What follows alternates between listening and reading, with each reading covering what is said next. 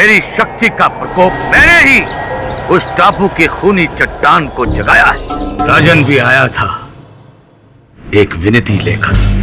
इसने कहा यदि उसे टापू पर रिसोर्ट बनाने का काम मिल गया तो ये स्वयं रास्ते पर आ जाएगा। तो मैंने इसे आश्वासन दिया कि मोहन आर्य इस जीवन में तो क्या, यदि मरने के पश्चात 1,84,000 योनियों के बाद भी मनुष्य बना तब भी उस टापू पर रिसोर्ट नहीं बना सकता। सत्य वचन, जो आपने कहा वैसा ही। वरुण, बहुत गड़बड़ चल रही है। सर, यहाँ भी बहुत गड़बड़। सर, वो रोशनी देखी आपने? समय के अभाव के कारण मैं उस टापू पर नहीं जा पाया, किंतु मैंने अपने सहायक वरुण को वहां भेजा है। वो वहां पहुंचता ही होगा। कुछ ही समय में वो दुर्घटनाग्रस्त हेलीकॉप्टर की तस्वीरें मुझे भेजेगी।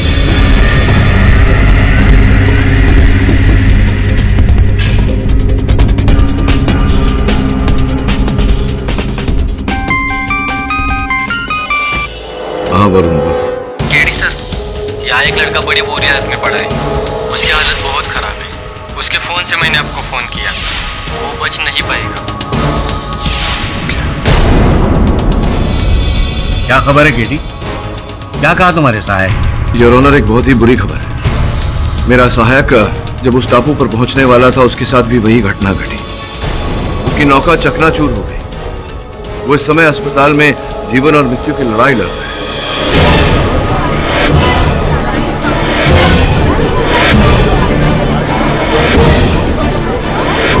मैं अदालत से विनती करता हूं कि मुझे वहां जाने दिया जाए और इस केस की अगली तारीख दी जाए। देखा, मैंने कहा था ना कि मेरी भविष्यवाणी कभी झूठी नहीं होती। ये सब उसी टापू से टकराने का नतीजा है। उस टापू से जो भी टकराएगा चूर चूर हो जाएगा।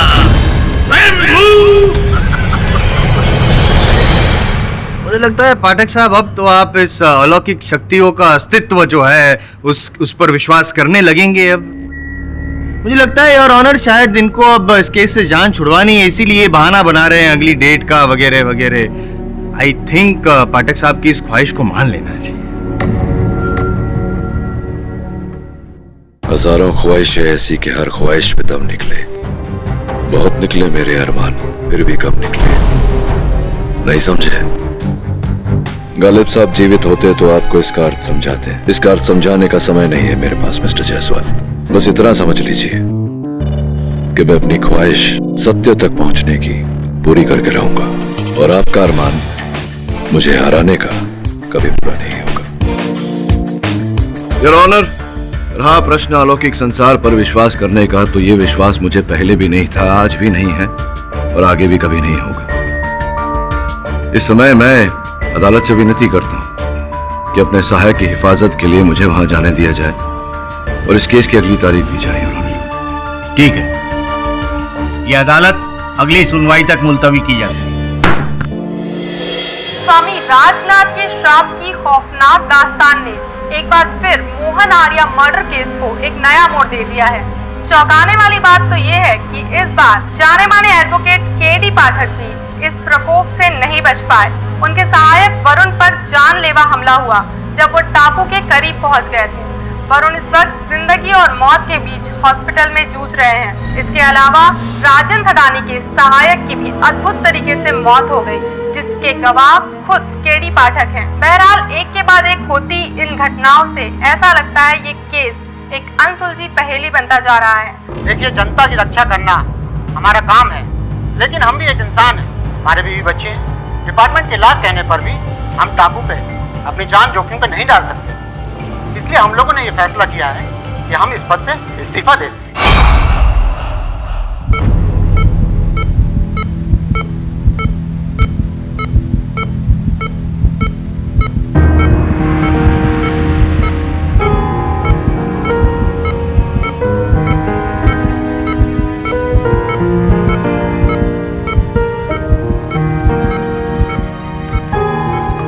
Mister Pathak, he is critical, पर हम पूरी कोशिश कर रहे हैं। Thank you doctor.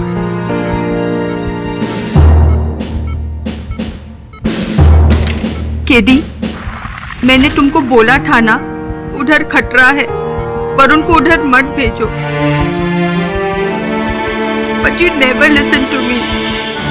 Lily, don't worry, Varun fighter है, ठीक हो जाएगा।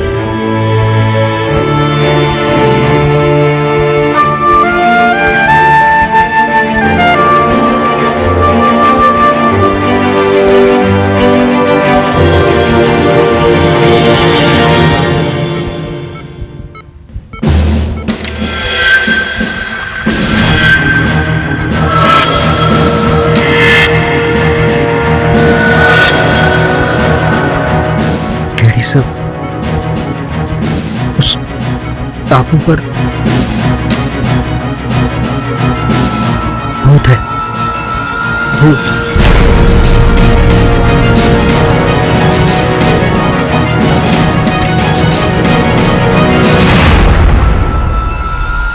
बेटा, हिम्मत से काम लो। तू तो मेरा बहादुर बच्चा है। याद है जब मैं तुझे बचपन में कहानी सुनाया करता था तो तू उसका एंड पहले ही बता देती थी। अब अपने पापा की कहानी का एंड नहीं बताएगी मेरे बच्चे, नहीं बताएगी।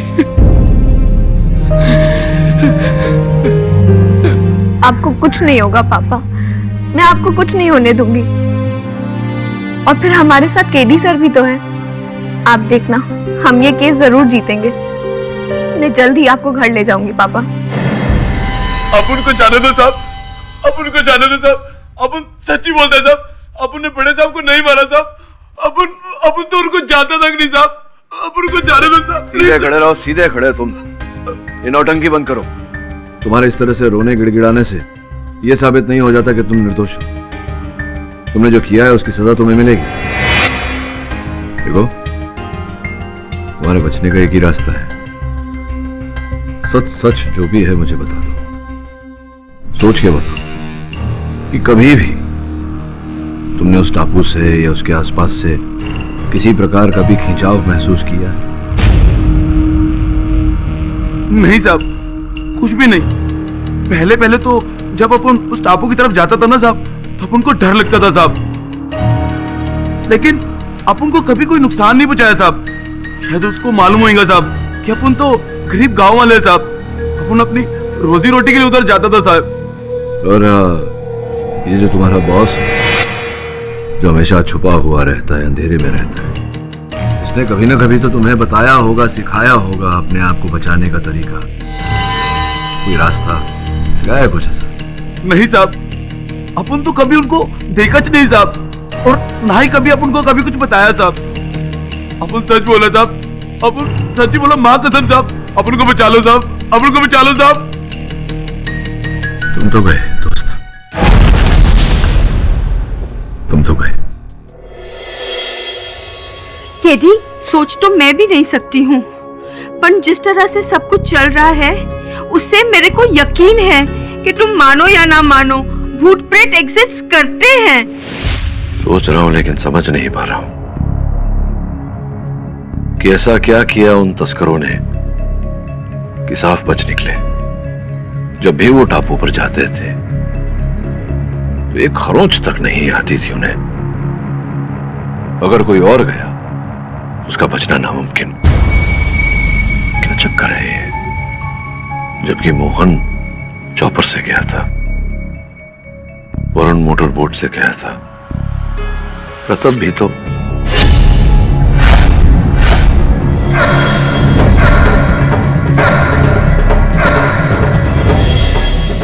क्या हुआ? हुआ नहीं है, बिली होगा। इसी केस के कारण वरुण की हालत हुई है। मुझे किसी भी हाल में इस पहेली को सुलझाना है, और मैं वादा करता हूं जिस व्यक्ति के कारण वरुण इस स्थिति में है वो मेरे हाथ से बच नहीं पाएगा।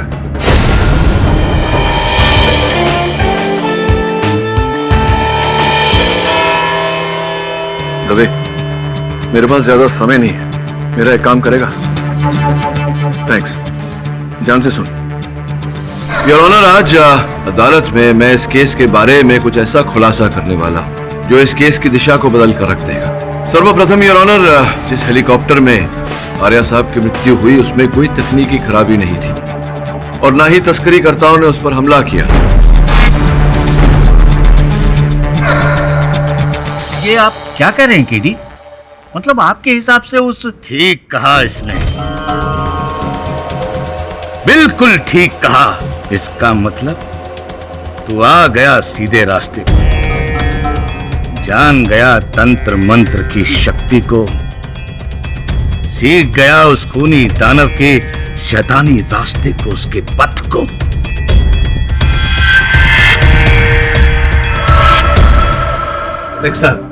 हाँ, वो आपकी वो जो ख्वाहिश थी सत्य तक पहुंचने की, खुशी हो रही है बताते हुए कि आपकी वो ख्वाहिश पूरी हो गई।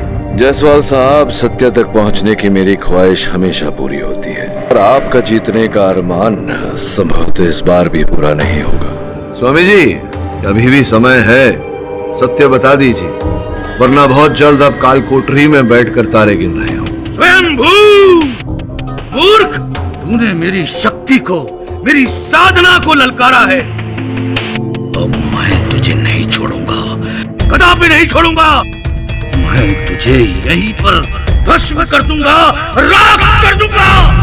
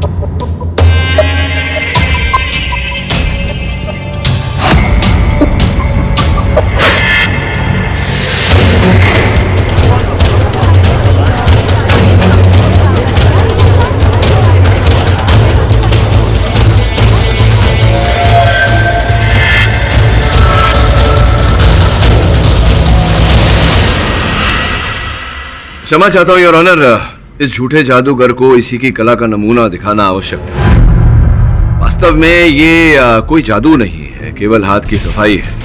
और ये धुआं, विभूति, राख इत्यादि, ये केवल आंखों का धोखा है योर ऑनर। इसमें यंत्र का उपयोग होता है, कुछ ऐसे यंत्रों का योर ऑनर, जहां से राख निकलती है।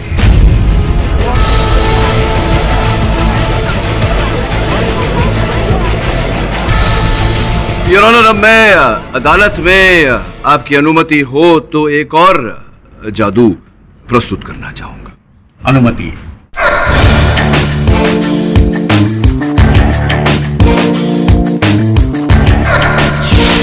योर ऑनर, ये उसी टापू का एक प्रतिरूप है।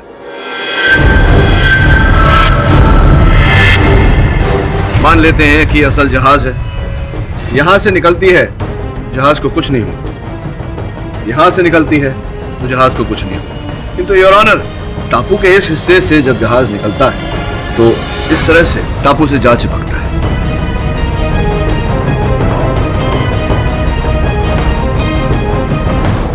अब योर ऑनर, मान लेते हैं कि ये विमान है या फिर वो चॉपर जिस पर आर्या साहब सवार थे। ये जैसे ही टापू से गुजरता है और जब टापू के ऊपर पहुंचता है तो यूं टापू की तरफ खिंच जाता है।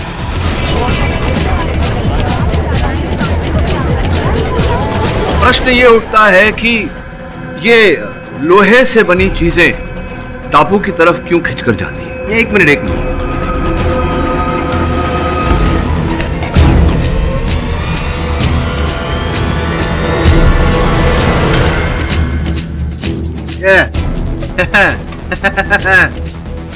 फाटक साहब, जादू जादू, मैजिक मैजिक कुछ नहीं है योर ऑनर। मैग्नेट है, मैग्नेट, लो चुंबक। पहली बार जीवन में आपने बुद्धिमान बात की है। आइए ना आगे मैदान में। योर ऑनर, जायसवाल साहब ने बिल्कुल सही कहा, चुंबक ही है। इस केस के शुरुआत से एक बात मुझे सताती रही कि अंततः क्यों तात्या तावड़े को उस टापू ने नुकसान नहीं पहुंचाया। फिर मैंने सोचा कि तात्या तावड़े कभी भी लोहे से बनी नौका में सवार होकर उस टापू पर नहीं गया, वो तैर कर उस टापू पर जाता था।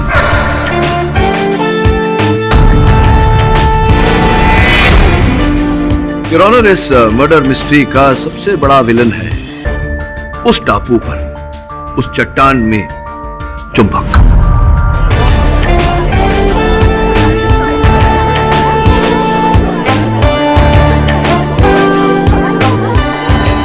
योर ऑनर, सैटेलाइट की इन सूचियों के अनुसार उस टापू पर जो पत्थर पड़े हुए हैं उनकी संरचना में ही रहस्य छुपा हुआ है योर ऑनर। और ये रहस्य है फेरस ऑक्साइड।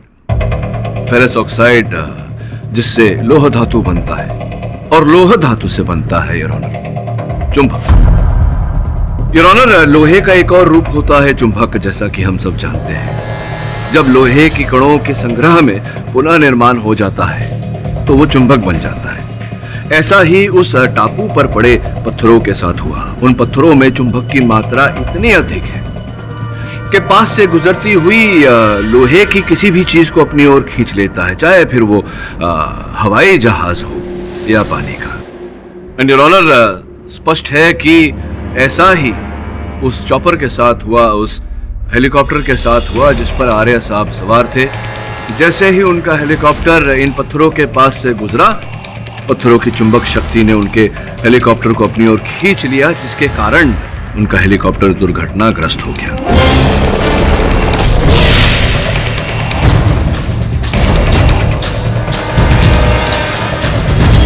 योर ऑनर, उन टापू के पत्थरों में चुंबक होने से सबसे अधिक लाभ स्वामी राजनाथ जी को हुआ है। उन्होंने विज्ञान को अध्यात्म का रूप देकर भोले भाले लोगों को बेवकूफ बनाया अपना व्यवसाय चलाने के लिए। अलौकिक शक्ति जैसी विचारधारा पर प्रोसिक्यूशन का रवैया बेहद अफसोस भरा है। और मिस्टर थडानी, आप जैसे जिम्मेदार नागरिक को यह शोभा नहीं देता कि ऐसे ढोंगी बाबाओं को आप बढ़ावा दें, जबकि केडी का तर्क और उनकी सोच उसकी मैं दाद देता हूं।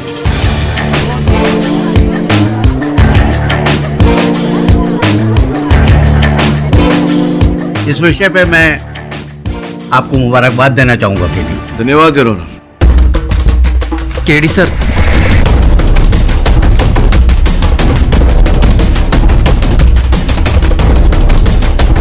किंतु ये केस अभी तक शेष नहीं हुआ है। अभी जो जानकारी प्राप्त हुई है मुझे, उसके अनुसार मैं ये कह सकता हूं कि मोहन आर्या जी की दुर्घटना में मृत्यु नहीं हुई है, उनकी हत्या की गई। हाँ, क्या?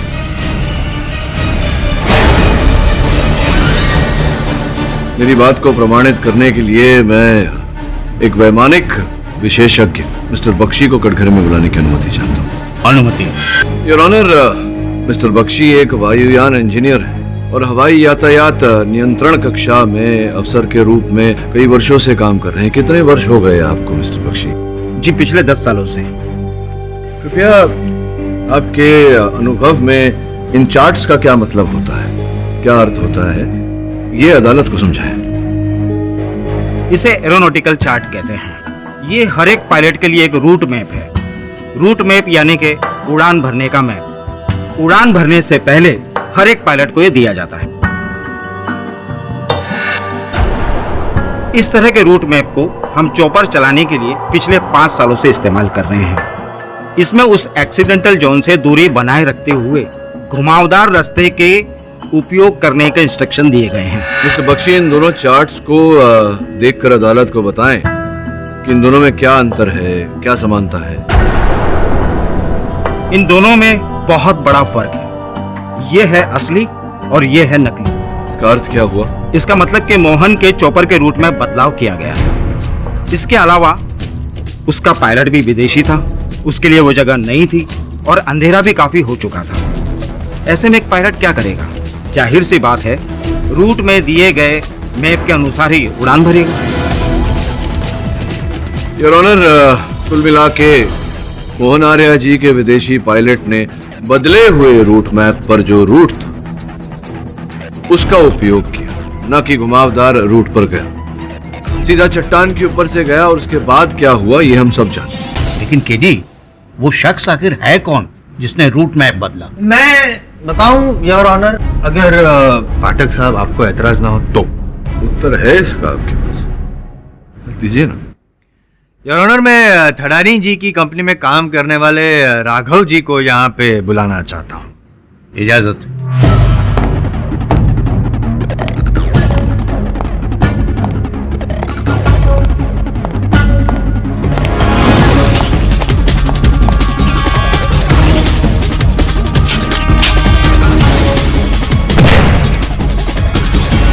राघव जी, मोहन आर्या जी को चॉपर की जरूरत थी, ये तो हम सब जानते हैं, लेकिन आपकी जो बॉस है ठडानी जी, उनका कहना है कि आपने फोन करके उनको बताया कि मोहन आर्या जी को चॉपर की जरूरत है।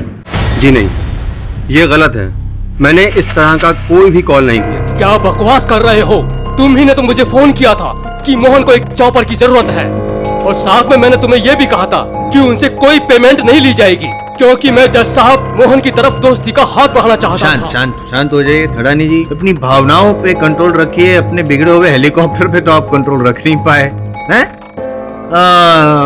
राघव जी, ये बताइए कि इनकी कंपनी में आप क्या काम करते हैं, आपकी जिम्मेदारी क्या है? जी, मैं इस कंपनी में एक अकाउंटेंट की हैसियत से हूँ। जरा सोचिए वकील साहब, जो मेरा काम है नहीं तो मैं क्यों करूँगा? और मुझे तो पहले ही पता था कि मोहन आर्या और मेरे बॉस राजन थडानी से दुश्मनी है।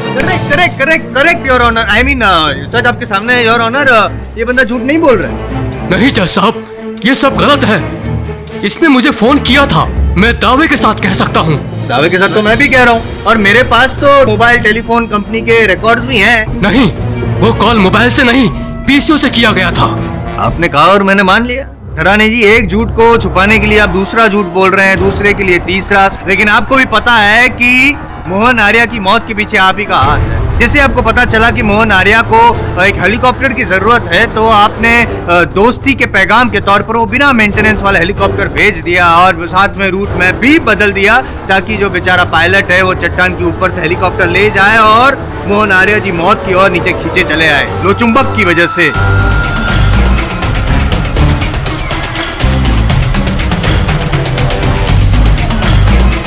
और हाँ, उसके बाद आपको पता चला कि ये जांच अगर होगी तो आप पकड़े जाएंगे, क्योंकि मेंटेनेंस नहीं किया था, इसलिए आपने अपने कर्मचारी अजय को भी रास्ते से हटा दिया। एक झूठ को छुपाने के लिए दूसरा झूठ, एक मौत के जुर्म से बचने के लिए दूसरी मौत। ये सब गलत है, मैंने ऐसा कुछ नहीं किया, मैं बेगुनाह हूँ। बेगुनाह आप 10 साल पहले भी नहीं थे। आप ही ने अपनी पत्नी की हत्या की है, तब भी आप खूनी थे और आज भी आप खूनी हैं। नहीं, ये सब झूठ है। मेरे पापा ने कुछ नहीं किया है, उन्हें छोड़ दीजिए प्लीज।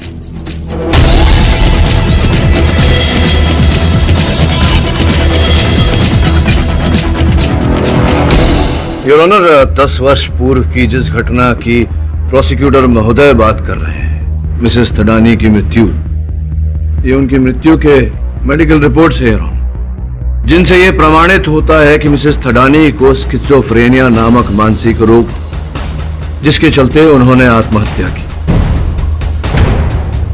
एक सर्वे के अनुसार यह पता लगता है योर ऑनर कि स्किज़ोफ्रेनिया से पीड़ित लोग अक्सर आत्महत्या करते हैं।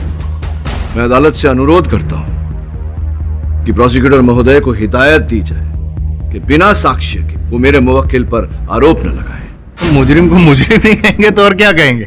जसवाल साहब क्षमा चाहता, अगर मैं भरी अदालत में ये कहूं कि आपके पिता चोर थे, आपको माइंड योर लैंग्वेज। अब अपनी सीमा से आगे बढ़ रहे हैं पाठक साहब। चिल्लाइए मत, चिल्लाने से गले की नसें फट जाती है। इसी बात का आभास कराना चाह रहा था आपको कि बार बार अगर किसी संतान के पिता को खूनी खूनी खूनी कहे तो संतान को कष्ट तो होगा ही। Order order. प्रोसिक्यूशन को वार्न किया जाता है कि बिना सबूत किसी को मुजरिम कहना बंद करें।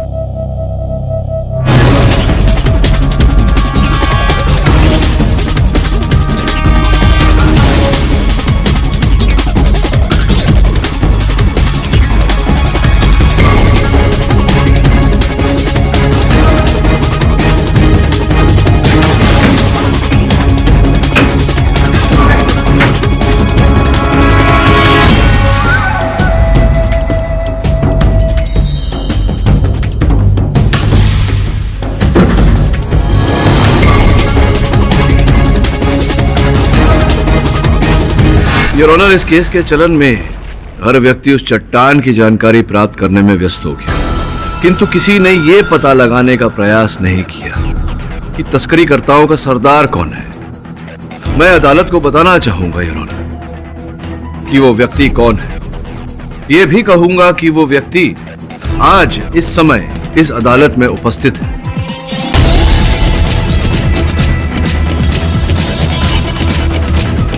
केवल कहूंगा नहीं योर ऑनर, स्पष्ट भी करूंगा, प्रमाणित भी करूंगा। मैं अदालत को बताना चाहूंगा योर ऑनर कि वो व्यक्ति कौन है।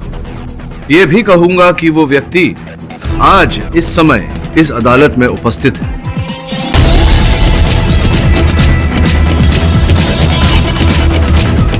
केवल कहूंगा नहीं योर ऑनर, स्पष्ट भी करूंगा, प्रमाणित भी करूंगा।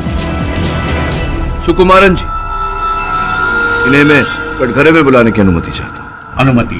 बड़ी विचित्र बात है सुकुमारन जी, आपका जो होटल है सुना है कि वो बिल्कुल चलता ही नहीं।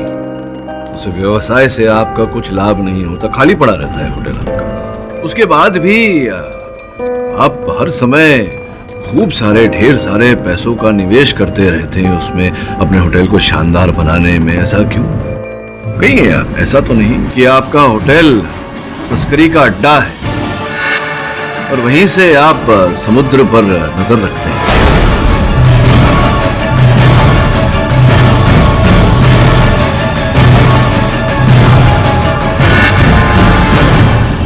योर ऑनर, इंस्पेक्टर दवे ने सुकुमारन जी के होटल रूम पर रेड मारी, छापा मारा और कुछ अमूल्य वस्तु वहां से बरामद किए हैं, जिनमें से एक दूरबीन भी है जिसका उपयोग किया जाता है रात में देखने के लिए। योर ऑनर, इंस्पेक्टर दवे ने वो चित्र भेजे हैं मुझे ईमेल द्वारा अपने फोन पर।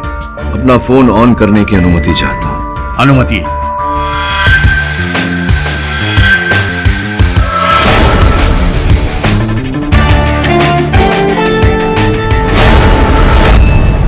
योर ऑनर, मुझे शंका है, संदेह है कि जो कुछ भी हुआ है इसके पीछे सुकुमारन जी का ही हाथ है। सर्वप्रथम इन्होंने थडानी साहब और आर्या साहब के बारे में सारी जानकारी प्राप्त की। उसके बाद राघव बन इन्होंने थडानी साहब को फोन किया और उस हेलीकॉप्टर की बात की जानकारी इन्हें दी, जिसके बाद इन्होंने जब आर्या साहब उड़ान भरने वाले थे तब जा करके इन्होंने वो उड़ान का नक्शा बदला, जिसके कारण वो चॉपर जाके चट्टान से टकरा गया और दुर्घटनाग्रस्त हो गया।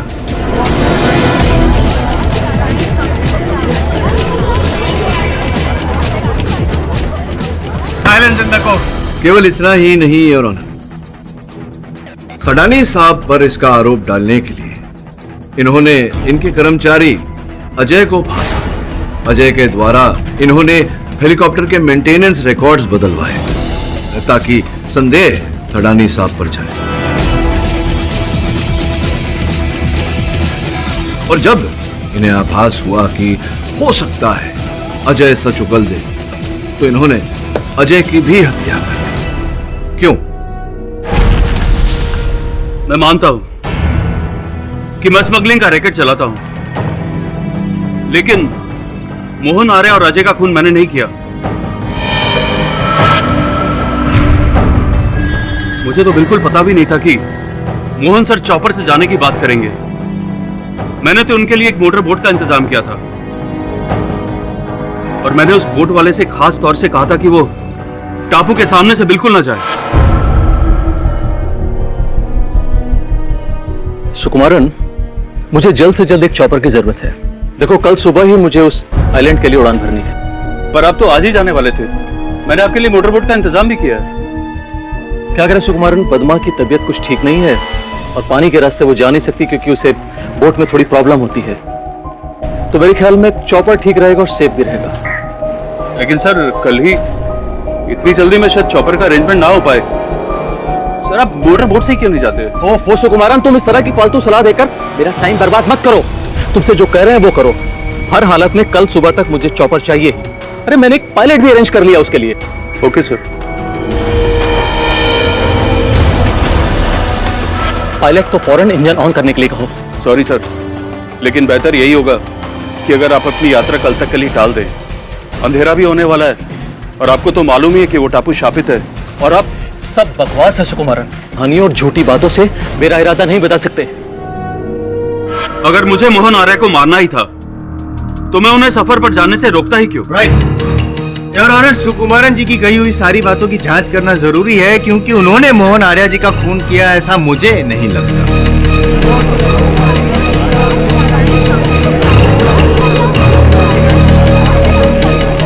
Order order.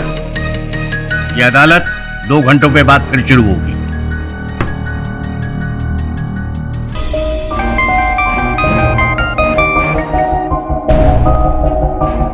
हाँ दवे बोल। हाँ गेडी, मेरी उस मोटर बोट चलाने वाले से बात हुई। उसका भी ये कहना है कि सुकुमारन ने उस दिन उससे कहा था कि बोट को चट्टान की तरफ लेकर मत जाना। अच्छा,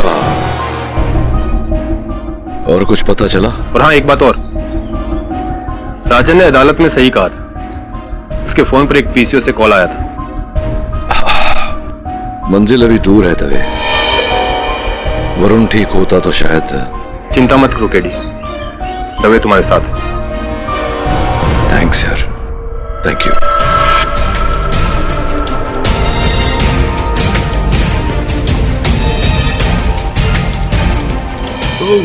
राघव जी, वो फोन कॉल आपने नहीं किया थड़ानी साहब? सर मैं कितनी बार कहूं कि मैंने इस तरह का कोई भी कॉल नहीं किया और आपने मेरे फोन रिकॉर्ड चेक भी किए हैं। आपने फोन कॉल नहीं किया तो प्रश्न उठता है कि वो फोन कॉल किया किसने? पहले रानी साहब से पूछते। थड़ानी साहब, कितना समय हो गया राघव जी को आपके साथ काम करते करते? कैसे भेंट हुई आपकी इनसे, बताइए ना। राघव मेरे लिए कुछ 6 महीने से काम कर रहा है। इसे मैंने स्वामी राजनाथ की सिफारिश पे रखा था। अच्छा, स्वामी राजनाथ जी के कहने पर आपको बड़ी घनिष्ठ मित्रता है आपकी स्वामी जी के साथ। ये एक चित्र है, देखिए।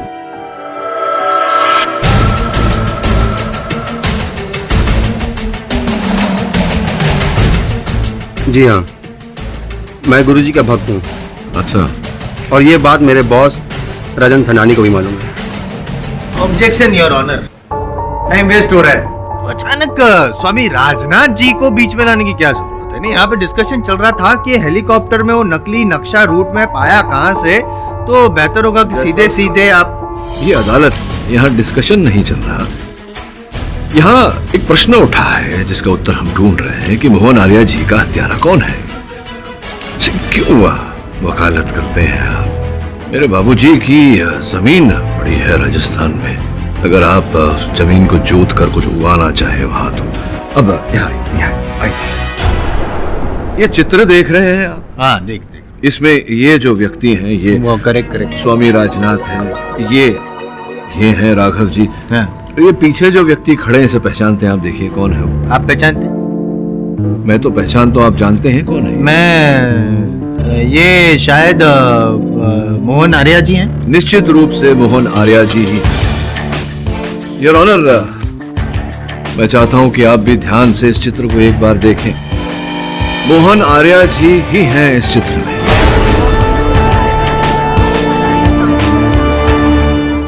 बहुत कम लोग जानते थे कि मोहन आर्य जी भी स्वामी राजनाथ जी के भक्त हैं। वो भी अलौकिक शक्तियों में विश्वास रखते थे।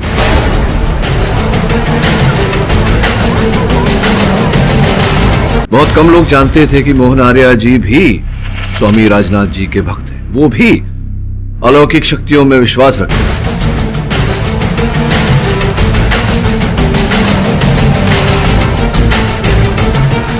एक minute your honour. Your honour, ये मोहन आर्य साहब के बैंक की सूची है, जिससे यह स्पष्ट होता है कि बहुत सारा धन उनके अकाउंट से स्वामी राजनाथ जी के अकाउंट में ट्रांसफर किया गया था।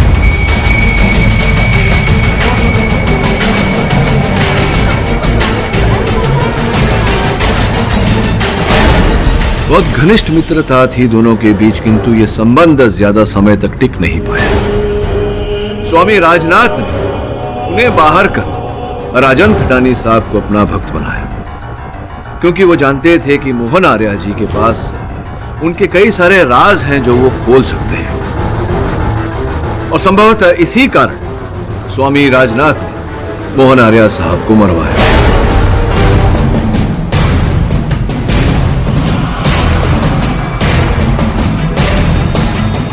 और आपने राघव जी, आपने इस योजना में स्वामी जी का साथ दिया? जी नहीं।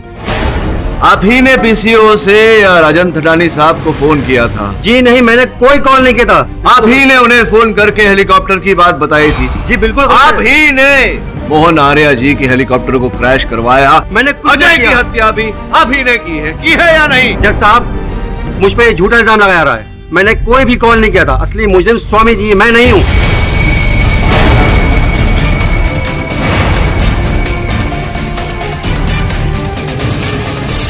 अरे लेकिन गेहूं के साथ तो गुंडी पिसता है मेरे दोस्त। योर ऑनर, स्वामी जी को कटघरे में बुलाने की अनुमति चाहिए। अनुमति।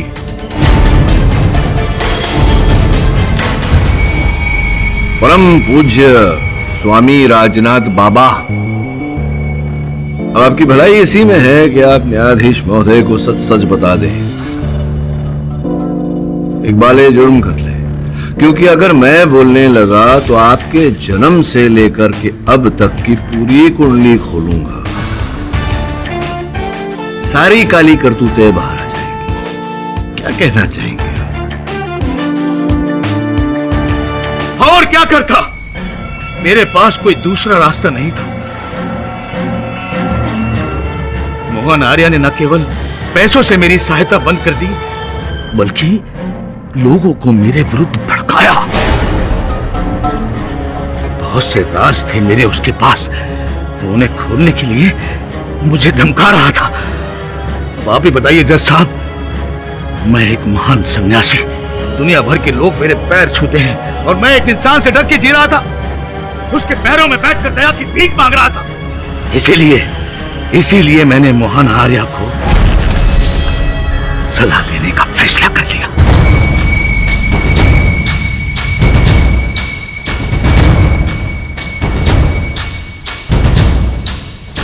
इस काम में राघव ने मेरा पूरा सहयोग किया। मैंने ही उसे चॉपर के बारे में राजन को फोन करने के लिए कहा था।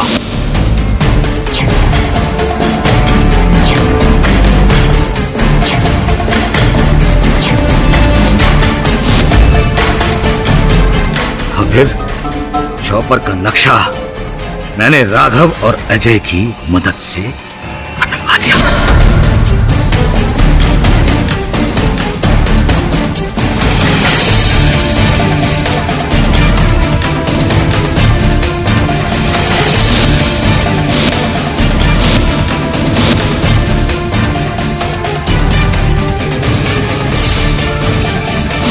अजय हमारे साथ पूरे कामों में था, लेकिन गद्दार था।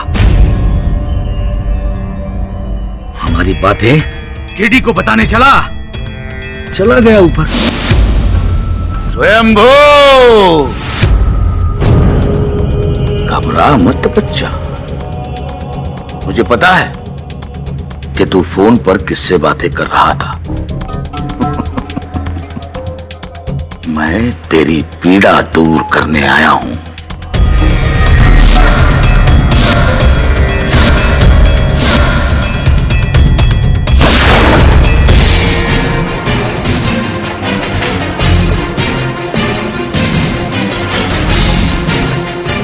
फिर उसके बाद मोहन आर्य के खून का केस शुरू हुआ। मैंने खुद को उस खून से बचाने के लिए टापू की झूठी कहानियां बनानी शुरू कर दी। मुझे पता था कि अदालत शैतानी शक्ति जैसी बातों पर विश्वास करके मुझे सजा नहीं दे पाएगी, लेकिन हां, इन सब बातों से मेरा प्रचार बहुत हो रहा था। जब से मीडिया ने मेरी सोई हुई चट्टान को जगाने वाली बात दुनिया तक पहुंचाई, विश्व के कोने कोने से भक्तों की भीड़ लग गई। लाखों करोड़ों रुपए का चंदा आने लगा।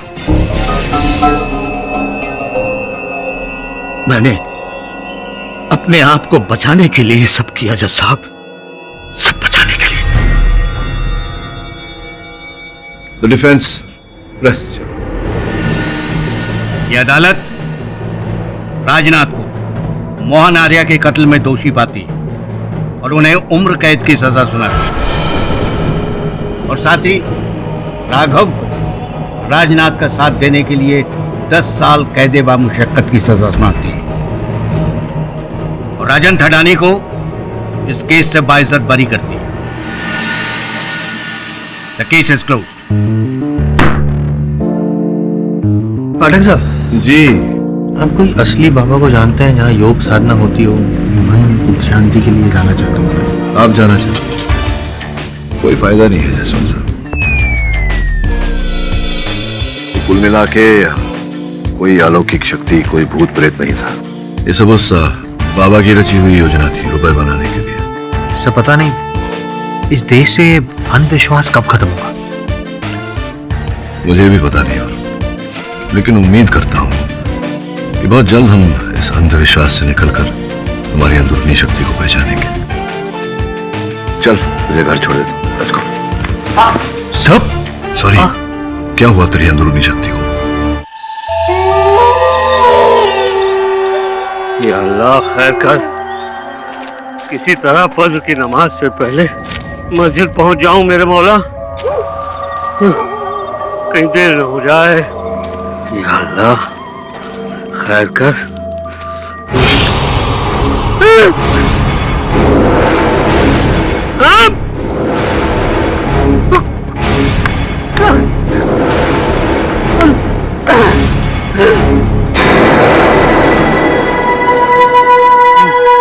या अल्लाह,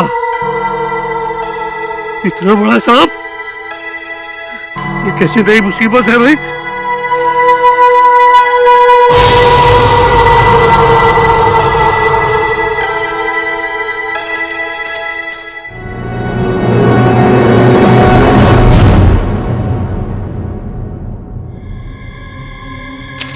या अल्लाह, चलो शुक्र है फज्र की नमाज से पहले मस्जिद पहुंचा और नमाज अदा हो गई। अब घर पहुंचूं तो सुकून मिले मेरे मौला। मौलवी साहब,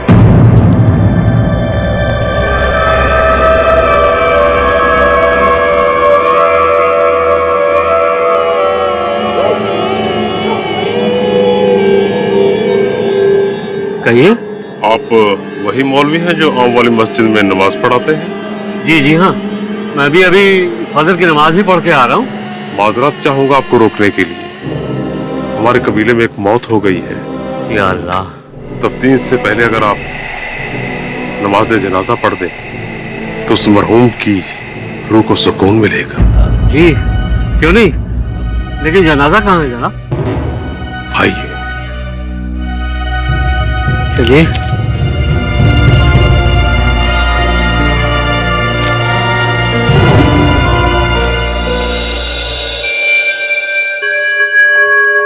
आपका कबीला यहीं रहता है? जी हाँ, इस तरफ आइए। या अल्लाह। ये रहा मेरा बेटा मौलवी साहब।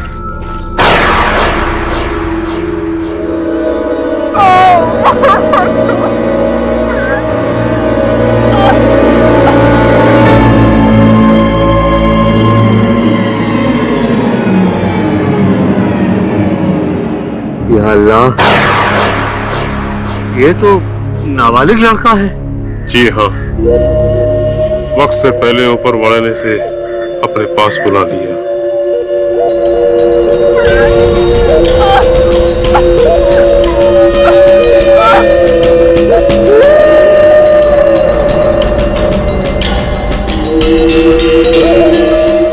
या अल्लाह रहम।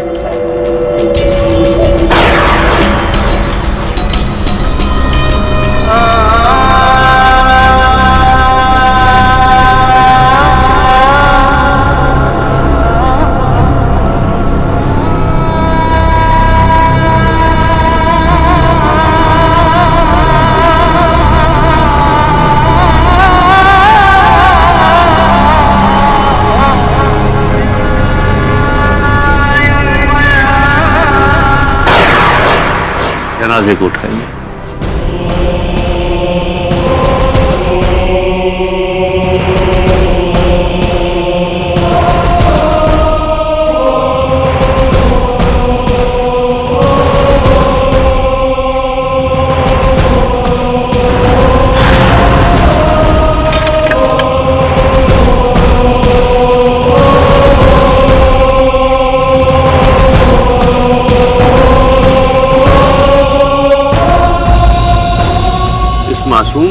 इसका इंतकाल कैसे हुआ जनाब? इसका कत्ल हुआ है। कत्ल? मासूम बच्चे को इतनी बेरहमी से कौन मार सकता है? आप मौलवी साहब, आप हम? ये क्या कह रहे हैं आप? बदर से पहले का वाक्या भूल के मौलवी साहब, एक सांप का हुलिया प्यार करके मेरा बच्चा, मेरा बेटा इस झाड़ी में खेलने गया था। आप आए, आपने अपने बैल से उस पर हमला कर दिया, उसको मार डाला। वो सांप?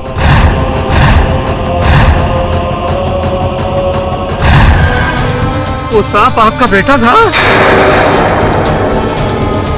आप लोग कहीं जिन तो नहीं? हम जिन्नात हैं।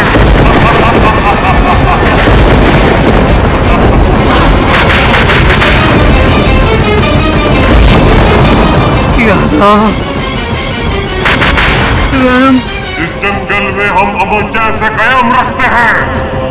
आपने हमारे बेटे को मार डाला, इसलिए अमन खत्म हो गया। देखिए, मुझे जरा सा भी इल्म नहीं था कि वो सांप एक जिन, मेरा मतलब आपकी औलाद है। अगर मुझे मालूम होता ना तो मैं गुनाह कभी नहीं करता। मुझे बड़ा अफसोस और दर्द है कि वो आपकी औलाद। मौलवी साहब, आपने मुझसे मेरी औलाद छीनी और हम जिन्नात आपकी आने वाली नस्लों को छीन लेंगे। आपकी आने वाली हर नस्ल में एक जवान मौत होगी। आप इस जिन की ये बदला समझे या बदला?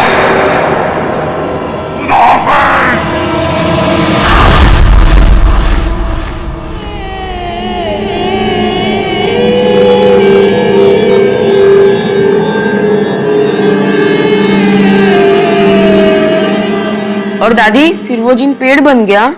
हाँ, जिन्नत लोग अपनी हुलिया बदल सकते हैं। आग से बने हैं तो आग की तरह उनकी भी कोई हुलिया नहीं होती है। कभी सांप, कभी पेड़ पौधे, तो कभी जानवर। क्या जिन की कहानी सच है उम्मा?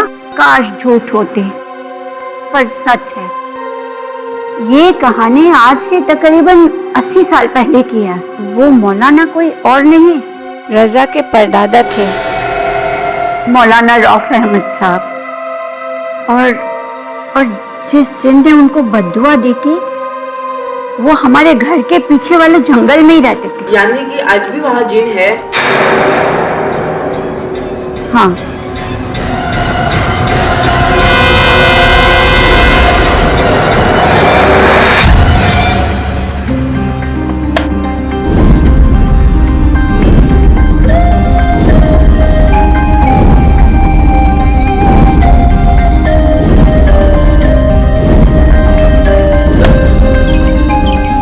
भाईजान, आपको आईपीएल में जरूर सिलेक्ट कर लेंगे। ऐसी फील्डिंग जो करते हैं आप। वैसे तू यहाँ क्या कर रहा है? तेरा तो ट्यूशन था ना आज। चल जा जा, वरना दादी को बुलाता हूँ। कब देखो जब दादी को बुलाता हूँ, दादी को बुलाता हूँ। ट्यूशन की मुझसे ज्यादा आपको जरूरत है। क्यों? फील्डिंग में। तो आगे जाकर क्या वो जिन की बद्दुआ सच निकली? हाँ, क्योंकि उसके ठीक 4 साल बाद मौलाना के बड़े बेटे की मौत उन्हीं जंगलों में हो गई। लोग कहते हैं कि जंगली जानवरों ने उन पर हमला किया, लेकिन हम लोगों को पता है कि ये कोई जानवर नहीं, वही जिन का बदला है। और फिर इसके बाद भी रजा के वालिद और वालदा, मेरा अपना बेटा शफीक, उन दोनों की मौत भी एक कार से हो गई। लेकिन मैं जानती हूँ कि उस हादसे के पीछे भी वही जिन्नत लोग थे। क्या दादी, आप भी ना फिर से शुरू हो गए जिन के पुराने किस्सों को लेकर। बेटा, जिन्नत है और हमारे खानदान को उनकी बद्दुआ लगी हुई है। तो दादी, आपको कितनी बार बताऊं कि ना मैं और ना भाईजान दोनों इन किस्सों में नहीं मानते। कमाल करती हैं आप।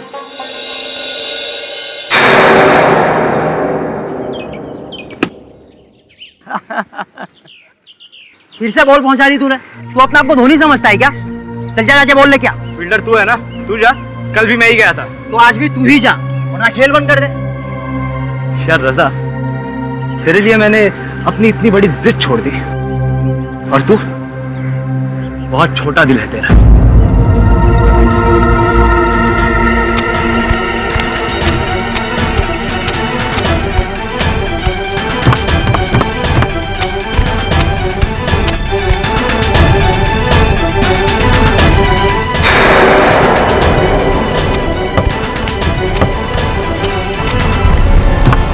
दादी मैं चलता हूँ, और आप लोग भी चलिए, वरना पूरे दिन जिन और डायनों के किस्से सुनने मिलेंगे आपको। बारिश के मौसम में कहाँ जा रहा है बेटा? दादी मैं ट्यूशन को जा रहा हूँ, और आप बारिश की चिंता ना करें।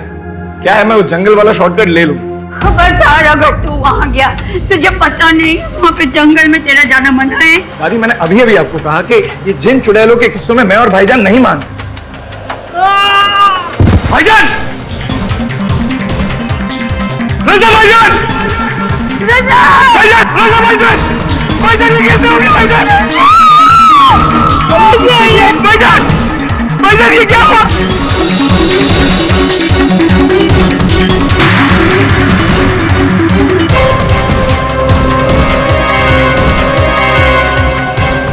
साकिब भाई! भाईजान!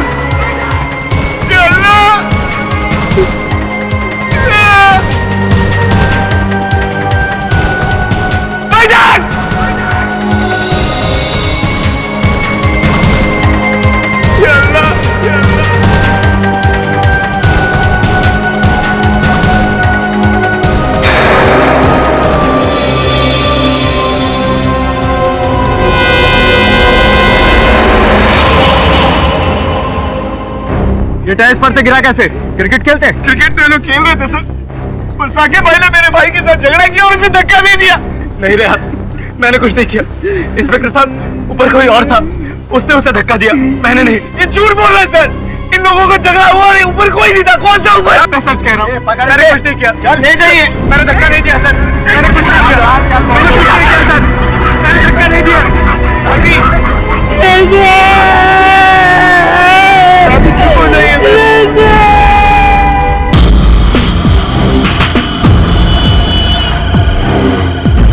पाठक सर, हम हैदराबाद से बड़ी उम्मीद लेकर आपके पास आए। आप मेरे भाई साकिब का केस ले लीजिए और उसे बचा लीजिए। उसने अपने दोस्त रजा को नहीं मारा, लेकिन पुलिस का कहना है कि वही दोषी है। क्योंकि साकिब भाईजान और रजा, इन दोनों की बहुत दिनों से लड़ाई चल रही थी। तो साकिब का इस बारे में क्या कहना? कि वो बेकसूर है। अच्छा, तो रजा छत से गिरा कैसे? साकिब भाईजान का कहना है कि रजा को किसी ने छत से धक्का दिया था। एक मिनट, आपने अभी कहा कि साकिब और रजा के अलावा कोई तीसरा वहां था नहीं। आपने ये भी कहा कि आपके भाई साकिब का कहना है कि उसने रजा को धक्का नहीं मारा।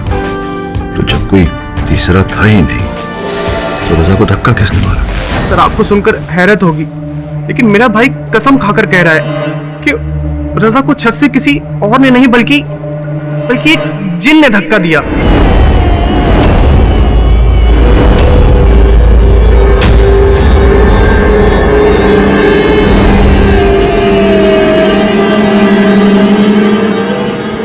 अल्लाह के नाम पे कुछ देता जा बेटा, तेरी हर मुराद पूरी होगी।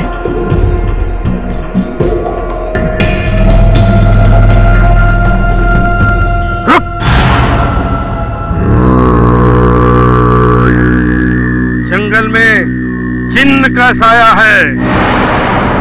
क्या बाबा, सुबह से कोई और मिला नहीं? अगर तूने मेरी बात नहीं मानी तो कल तू भी नहीं मिलेगा। ये वही जिन्न है जिसने तेरे जैसे लड़के की जान ली। रजा को तो जानता है ना तू? जंगल में जिन्न का डेरा है। इससे पहले कि तेरा कुछ हो, तू निकल जा दूसरे रास्ते से। निकल जा, मैं कहता हूँ निकल जा, वरना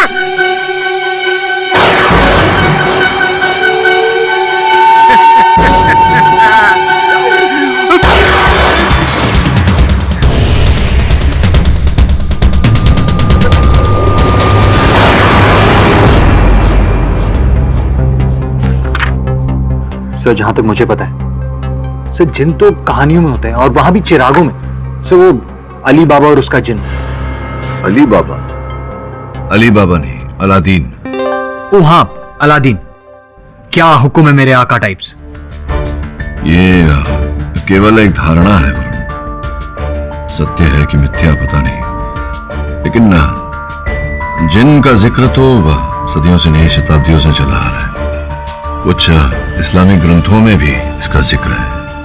कहते हैं जब अल्लाह ने मनुष्य बनाए तो साथ में जिन भी बनाए, आग से। और कुछ अच्छे कुछ बुरे हमारे साथ ही रहते हैं, हमको दिखते नहीं जब तक वो ना चाहे। ये देख, कुछ ऐसे दिखते हैं। हैदराबाद में इनकी कई कहानियां हैं, सुनी है मैंने। तो आपको लग रहा है कि साकिब सच बोल रहे हैं? पता नहीं साकिब सच बोल रहा है या झूठ, लेकिन अगर सच बोल भी रहा है तो अदालत में क्या फर्क पड़ेगा? अदालत तो भूत प्रेत की कहानियों में मानती नहीं, और वैसे भी दंड तो मनुष्य को दिया जाता है, ना कि किसी जिन को। तो ये केस बड़ा दिलचस्प है। मैं जानने को उत्सुक हूं कि जिन भाई साहब चिराग से निकलकर हैदराबाद में क्यों भटक रहे हैं। चले क्या हैदराबाद? चलिए सर। चलो।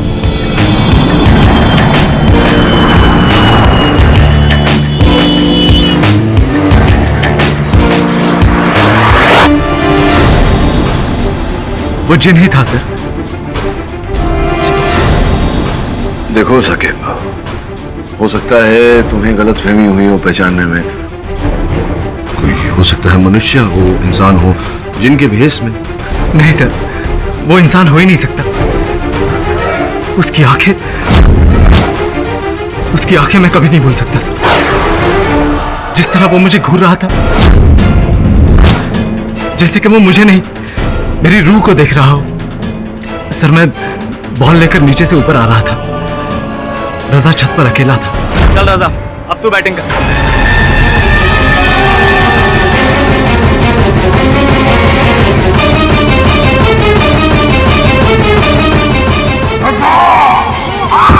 रजा!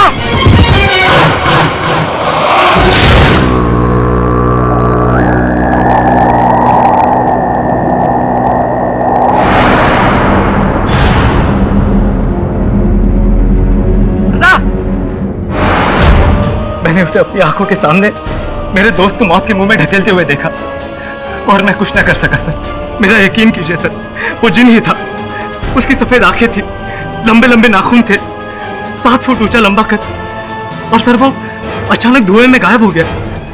मुझे पूरा यकीन है सर, ये वही जिन है जिसका डर रजा और रेहान की दादी को हमेशा से था। अच्छा, रजा की दादी को जिन का डर था? जी सर, बरगद के जंगलों का सफेद जिन। इंटरेस्टिंग। आइए नवाब, आइए। अम्मा, छोटे नवाब साहब आए। सलाम वालेकुम अम्मा। वो रजा बेटा का सुन को बहुत तकलीफ हुआ मेरे को, इस वास्ते ताजियत देने आया आपको। अब बैठिए नवाब साहब। नको अम्मा, वो कलेक्टर साहब के यहाँ जाना मेरे को। पास से गुजर रहा था तो सोचा मिल को चलूं, करके आया। अब बोलो तो कलेक्टर साहब से कोठी के बारे में बात करूं? हमको नहीं बेचनी नवाब साहब, कितनी बार कहूं आपसे। अरे जल्दबाजी नको अम्मा। वैसे मेरे को लगा कि रजा के जाने के बाद इस वीराने में आपका मन नहीं लगेगा करके बोला। खैर कोई बात नहीं, खुदा आपको सेहत दे और आबाद रखे। चलता हूं, खुदा हाफिज। आइए।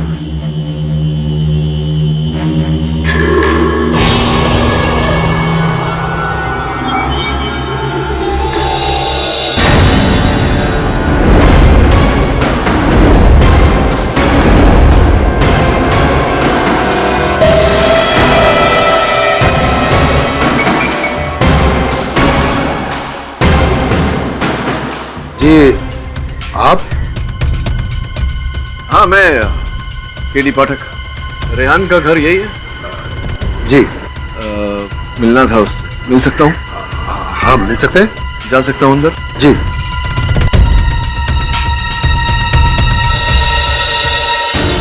आइए सर, यहाँ से मेरा भाई।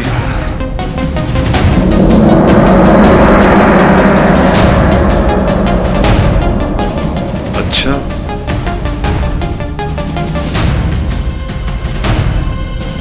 तो एक बात बताओ, इस छत पर आने का यही एक रास्ता है या कोई और रास्ता भी है? नहीं सर, बस यही एक रास्ता। वो जो बंगला है वहाँ कौन रहता है? सर वहाँ तो कोई नहीं रहता, वो तो सालों से खाली है। हाँ, वैसे भी बंगला तुम्हारी छत से बहुत दूर है। अच्छा, साकिब का कहना है कि जिन बूढ़ा आदमी पहले से ही छत पर आ गया था। उस समय साकिब सीढ़ियों पर था, तो अगर साकिब सीढ़ियों पर था तो वो सीढ़ियों से तो नहीं आया होगा। सवाल यह है कि वो छत पर आया कैसे? छत पर चढ़ा तो चढ़ा, लेकिन फिर वो धुएं में गायब हो गया, तो धुआं आया कहां से? नहीं, वो बूढ़ा आदमी धुएं में गायब हुआ था। वही देख रहा था कि धुआं किस कारण आया था। कोई निशानी मिल जाए? नहीं मिलेगा सर। क्यों? क्योंकि उस रात जोरों से बारिश हुई थी सर, और अगर नहीं भी होती बारिश फिर भी नहीं मिलता, क्योंकि साकिब झूठ बोल रहा है सर। उसी ने मेरे भाई की जान ली, और ये सब कुछ उस सना की वजह से। सना? कौन सा? सर सना बेटा रेहान, नीचे आ जा। मेरे को डर लग रहा है, कहीं वो जन्नत फिर से ऊपर ना आ जाए।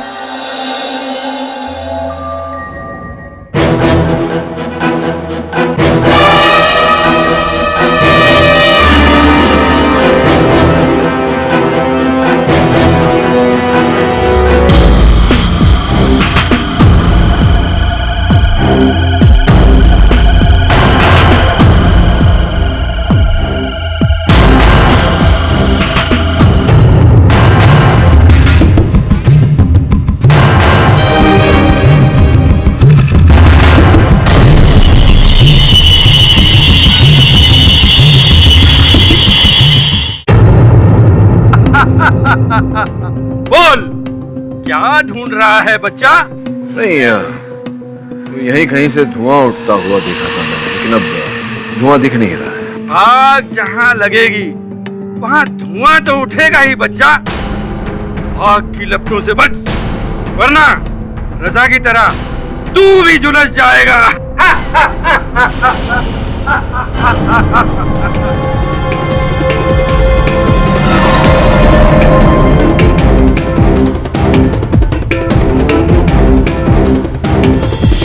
वही सफेद हुआ सर, हो सकता है कि वहां कोई कुछ जला रहा होगा।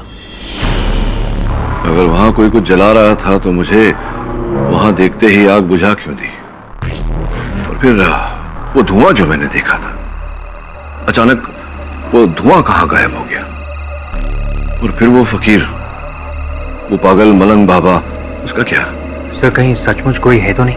डोंट बी सिली वरुण, ये जिन-विन। वैसे भी अगर अदालत में जिन की बात की तो खिल्ली उड़ाएंगे लोग हमारी।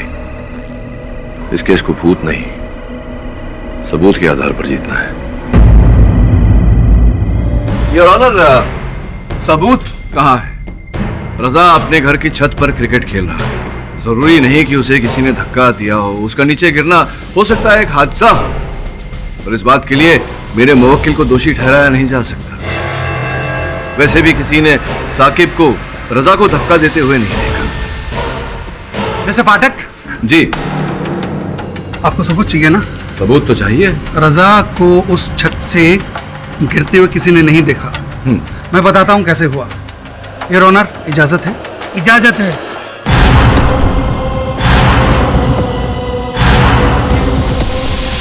रजा अगर अपनी गलती से गिरता उस छत से, तो दीवार से ट्रिप होकर गिरता योर ऑनर, ऐसे, जिसकी दूरी होती 4-5 फीट। लेकिन योर ऑनर, रजा की बॉडी उसकी छत से लगी दीवार से तकरीबन 13 फीट की दूरी पर मिली। इसका मतलब है कि जब वो गिरा तो काफी फोर्स से गिरा। इसका मतलब है कि उसे किसी ने पीछे से क्यों धक्का दिया।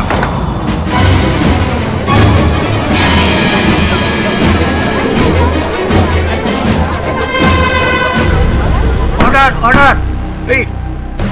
राव साहब, क्या ऐसा नहीं हो सकता कि रजा ने खुदकुशी की हो, आत्महत्या की हो? इससे पहले मैं बता चुका हूं कि अगर वो खुदकुशी करता तो उसकी दूरी जो है 4-5 फीट होती है। यकीनन उस वक्त छत पर साकिब के अलावा और कोई मौजूद था ही नहीं। था सर। पर केडी सर, तुम रजा को रास्ते से हटाना चाहते थे, बदला कैसा बदला mister Rao? Your honour, love triangle. Raza और साकिब एक ही लड़की से प्यार करते थे। सना उस लड़की का नाम है, योर ऑनर। और सना रजा के पड़ोस में रहती थी। कुछ ही दिन पहले रजा और साकिब के बीच में बहस छिड़ी। इसके आगे की कहानी रहन सुनाएगा योर ऑनर, रजा का जो छोटा भाई है।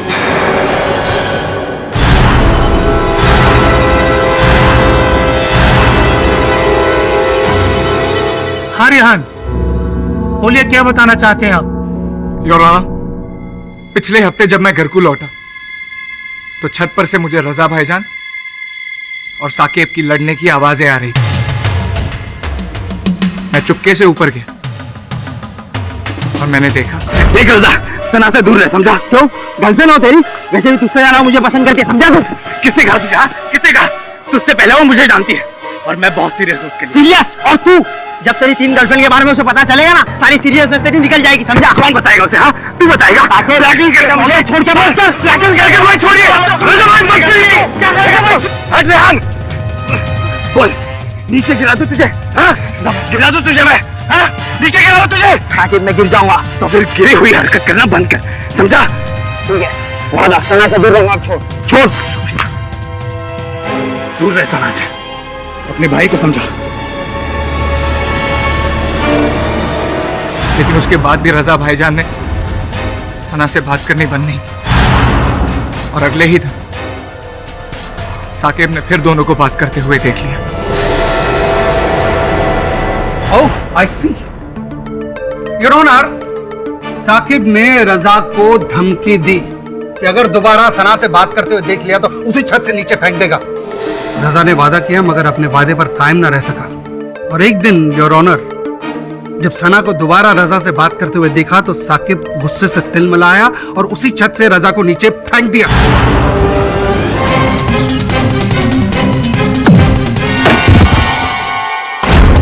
नहीं सर, मैंने रजा को धक्का नहीं दिया। उसे जिन ने धक्का दिया।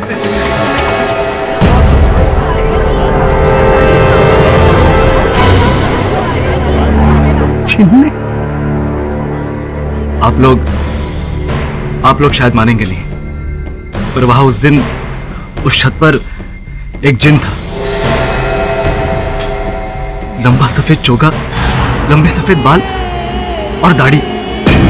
सर, उसने रजा को धक्का दिया और उसे मार डाला।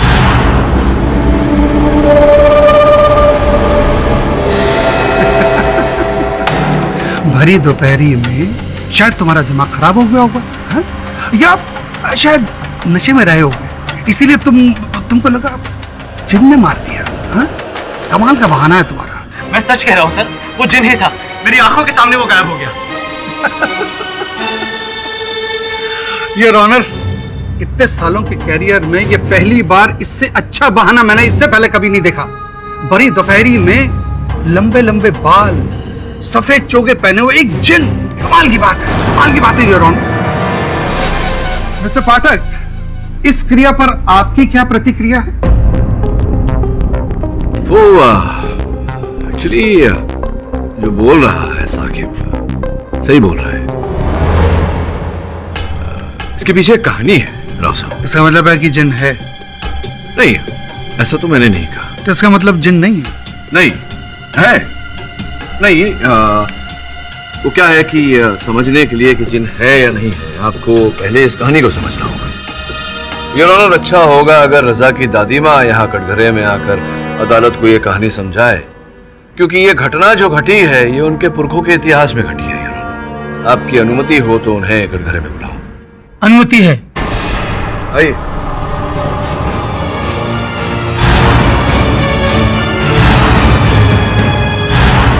योर ऑनर, ये जरीना बेगम है, रजा जी की दादी। दादी जी बताइए अदालत को क्या घटना घटी थी। जनाब, ये बात आज से तकरीबन 80 साल पुरानी है। रजा के परदादा की है, मौलाना रऊफ अहमद साहब, जो शहर की आम वाली मस्जिद में मौलवी थे। और एक दिन फजर की नमाज पढ़ाने मौलाना साहब अपने घर से मस्जिद की ओर निकले।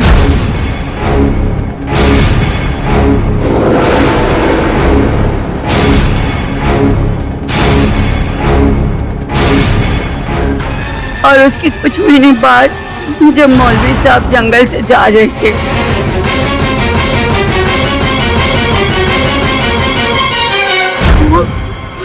वो सांप नहीं था साहब, वो जिन था, जिन।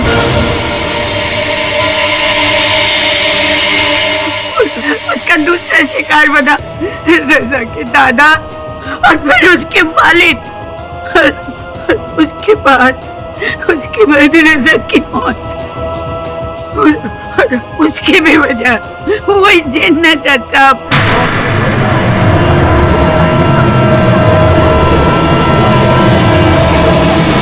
Order, order. साकिब, साकिब सच बोल रहे हैं जज साहब। मेरे रजा को इसने नहीं, उसे जिन ने मारा है, जो अपने बेटे की मौत का बदला अब तक हमारे खानदान से ले रहा है।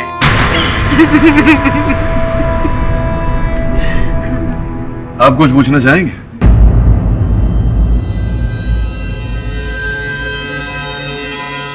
अम्मा जी, क्या आपके पास या आपके खानदान वालों के पास तो सबूत है कि उसी जिन ने रजा की जान ली? मेरा मतलब है कि आज की तारीख में किसी ने उस जिन को नहीं देखा साकिब के अलावा। नहीं, लेकिन बड़े बूढ़ों की कहानियां झूठी न को होती बेटा। तेरागढ़ के जंगलों में जिन बसते हैं और वही रहने वाला एक जिन हमारे खानदान से बदला ले रहा है।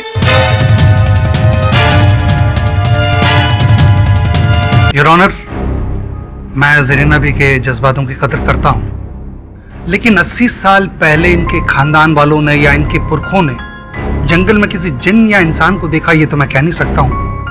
लेकिन आज की तारीख में रजा की मौत जिन के हाथों नहीं, साकिब के हाथों हुई है योर ऑनर।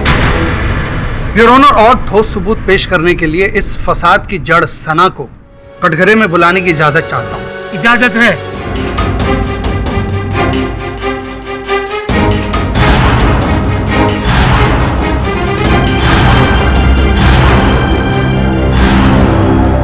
योर ऑनर, मैं साकिब और रजा को कॉलेज के दिनों से जानती हूँ।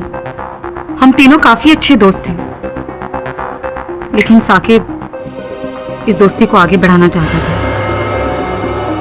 लेकिन सच तो यह है कि मैंने हमेशा से रजा को चाहा था, और ये बात मैंने साकिब से उस लड़ाई के बाद भी कही थी। तुम समझते क्यों नहीं हो साकिब? मैंने तुमसे कितनी बार कहा है, तुम मेरा पीछा क्यों कर रहे हो? तुम्हें सब जानना है ना? तो सुनो, मैं शुरू से रजा को ही पसंद करती रही, समझे तुम? रुक जा सना, बैठो।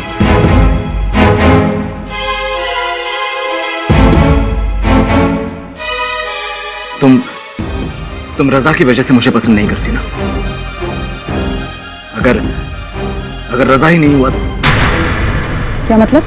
मतलब साफ है, अगर रजा पीछे हट गया तब तो तुम मुझे कंसिडर करोगे। लेकिन साकिब, रजा पीछे क्यों हटेगा?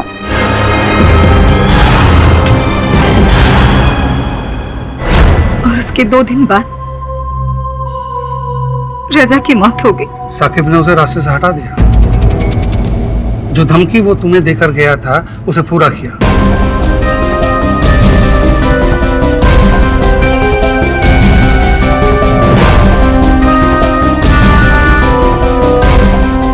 योर ऑनर, क्या अभी भी आपको लगता है कि रजा को मारने के लिए साकिब के पास कोई वजह नहीं थी? It's a clear case of crime of passion. Sir please, वो सारी बातें मैंने सना से सिर्फ गुस्से में आकर कह दी थी। मेरा कोई गलत मतलब नहीं था सर। अरे राव साहब, ये जो विवरण आपने अदालत को दिया, इससे ऐसा प्रतीत होता है कि आप बहुत ये स्पष्ट करने का प्रयास कर रहे हैं कि रजा और साकिब के बीच घोर दुश्मनी है, राइट? बिल्कुल, सना को लेकर। तो अगर दो व्यक्ति घोर दुश्मन हैं, तो एक दूसरे का चेहरा देखना पसंद नहीं करेंगे, पर यहाँ तो दुश्मनी को भुलाकर दोस्त बनकर दोनों रजा की छत पर क्रिकेट खेल रहे हैं। ऐसा क्यों, समझा सकते हैं मुझे?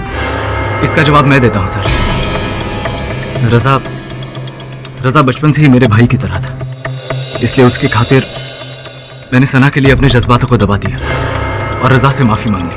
सॉरी यार रजा, मुझे माफ कर दे। जज्बातों को दबाना, खेलना, ये सब तुम्हारे हौसले हैं साकिब।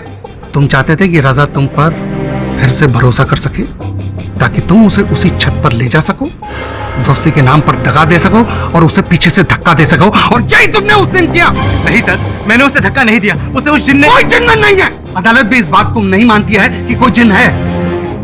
अपनी बात दोहराते रहोगे तो तुम अपनी जाल में फंसते चले जाओगे साकिब। मिस पाठक, आप अपने क्लाइंट से कहिए अपना गुनाह कबूल करें और इस केस का दी एंड करें।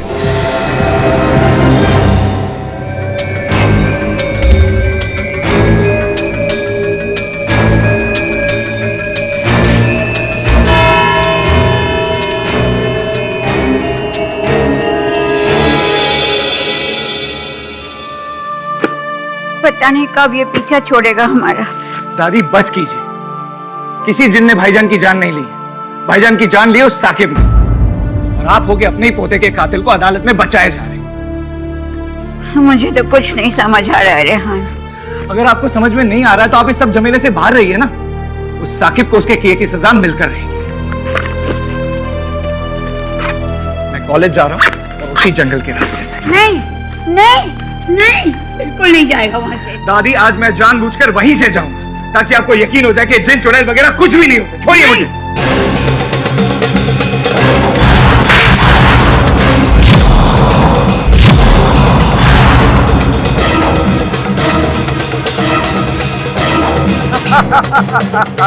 अंगारों पे चलेगा तो तेरे पैर जल जाएंगे बच्चा, समझ जा, अभी भी वक्त है, समझ जा।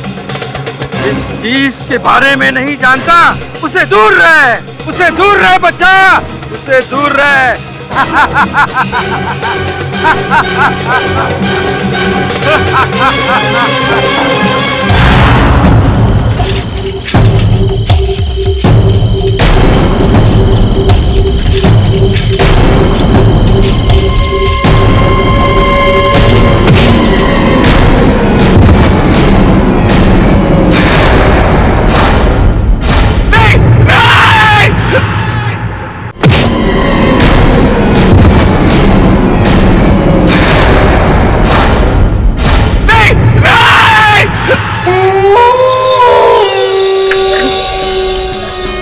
मैंने कहा था उसे मत जाओ, शुक्र है बच के निकल आया, वरना। कहाँ है? अपने कमरे में, सुबह से बुखार में तप रहा है।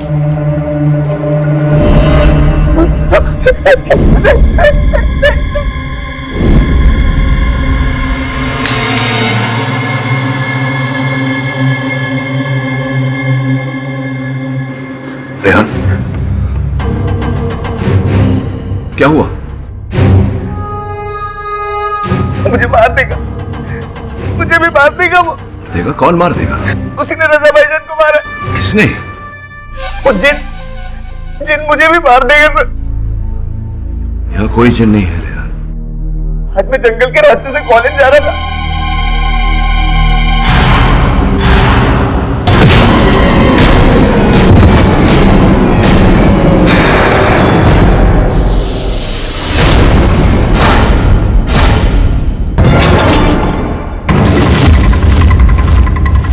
ये उस जिन के बेटे की खबर तो नहीं? नहीं, ये तो किसी की भी खबर हो सकती है।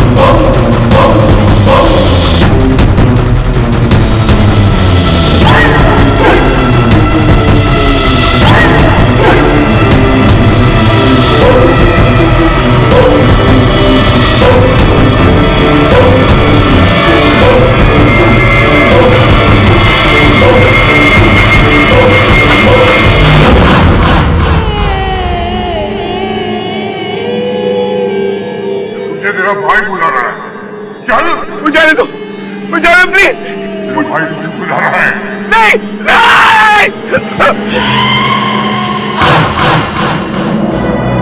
क्या फिर तुम यही मानते हो कि जिन की कहानी झूठी है? सर, आज तक मैं भी जिन की कहानियों पे नहीं मानता था, पर आज जब उस कहर को मैंने जंगल में देखा, मुझे भी यकीन हो गया कि जिन अब भी है और वो हमसे बदला ले रहा है। सर,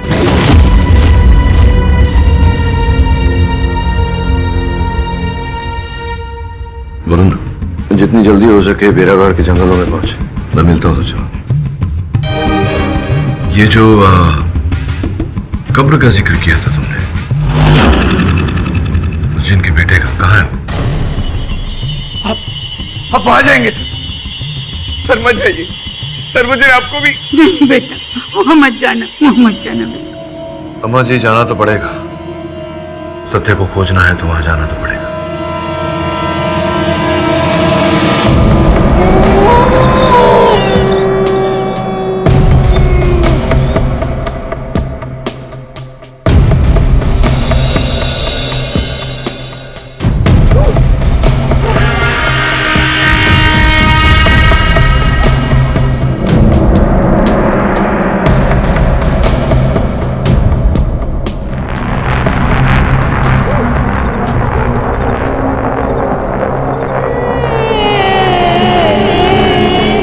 तुम आ गए।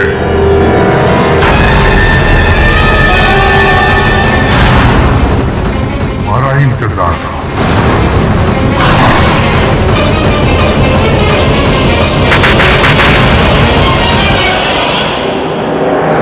इस तरह के और भी एपिसोड देखने के लिए हमारे चैनल को सब्सक्राइब करें और बेल आइकन दबाना ना भूलें।